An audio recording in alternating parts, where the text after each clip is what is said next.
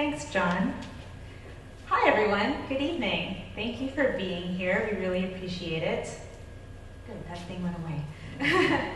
Okay, so thank you, Shelley and John, for giving us some great background on the project so far. Tonight is about hearing from you. And having hearing from our guest speaker, Justin Rhodes, to give us some context for the group discussion. So I won't spend too much time on taking you through a few slides, but I just want to give you a little bit more background information about the planning process and where this all fits, tonight's meeting fits into it. So here, just a recap of the different entities that are partners in this planning process. I won't read these off to you, but as you can see, we have several entities that are working on this research process, the information gathering, and then going into the planning phase. And the important thing is that this whole process is really iterative and very collaborative. So all of our entities are in constant communication with each other as we move through the next several months. This is just a little background on Word Cultural Resources. As John and Shelley mentioned, we're part of the team that is participating in the process by both conducting market research that relates to the renewal of Memorial Park, as well as leading the public input process, having these public meetings, listening to you, working on the website, and surveying people of Houston to find out what you love about the park and what you want from it in the future. And then this is Nelson Berg Woltz. We have our colleague Sarah Myrie here representing Nelson Berg Woltz, the landscape architecture firm that's leading the planning. And this is just a little bit about their philosophy.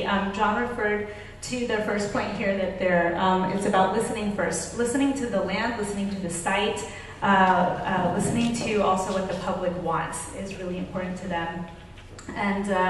And also, I just want to point out that the final bullet there, the important thing about how they approach their project is that what results in that particular place it's unique to that place and can only happen there. It's not imported from somewhere else, and it grows out of the site and the community that they're in. Shelley described this very well, so I won't recap, but essentially you all can see from the state of the park that it is being loved to death, and so it's all about figuring out how to make it be vital for many, many decades to come. So what will the master plan do? So first off, our aim is to identify what people of Houston, yourselves, what you want from the park, what are your priorities, what would you like from the park in the future, how can the park best serve the community. Also, we're going to aim to ensure a healthy balance between conservation and recreation, two things that people have been pointing out to us are one of the most unique things about the park is that balance. The plan also is going to provide a blueprint for how the park will be stewarded for the future, how we can ensure responsible use of the park moving forward. And then finally, to stimulate renewal through ecological revitalization, design excellence, and cultural stewardship. Those are actually all elements that Nelson Berg Woltz strives to incorporate into every plan and every project they work on. This is just a snapshot of the planning process. So as Shelley mentioned, public input process is going on now. This is the second of four public open houses. We're also doing targeted workshops. And then there's also a lot of research going on into the ecological history of the park, into the human history of the park, and into even prior planning that has been done. And all of this research that's going on is going to inform the design and then eventually result in the long-range master plan. This just lets you know what the various public input formats are. We hope you will be involved in many of these. So of course we have the open house that you're here participating in tonight, and we really are excited about that. This is a really great turnout. We're going to have another one in about mid-December, and then the final one will be in February. And then we also have the online survey that is on the sheets that are on your tables. We hope you'll go on there and fill out the survey. And there'll also be, just so you know, rotating questions that change out every few weeks so that the site remains fresh, and we want you to go on there and post your comments. You can also comment on other people's ideas as well. So it's not just for us to hear from you, but for there to be a dialogue online amongst the community. This just lets you know there is the URL that is also on the sheet. We also are going to have ways for people to submit stories, and we hope photos as well as we add more features to the site moving forward. So we're going to pause right there.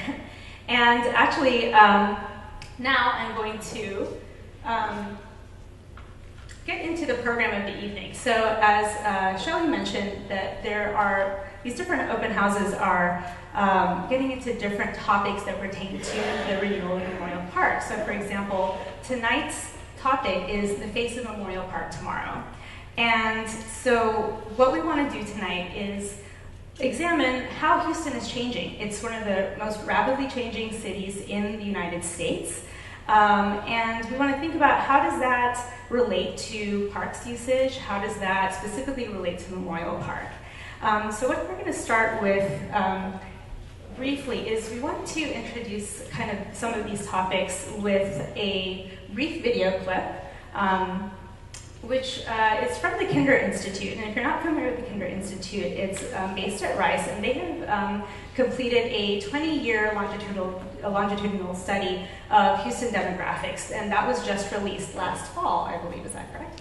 And so they have put together this video that presents some of the findings.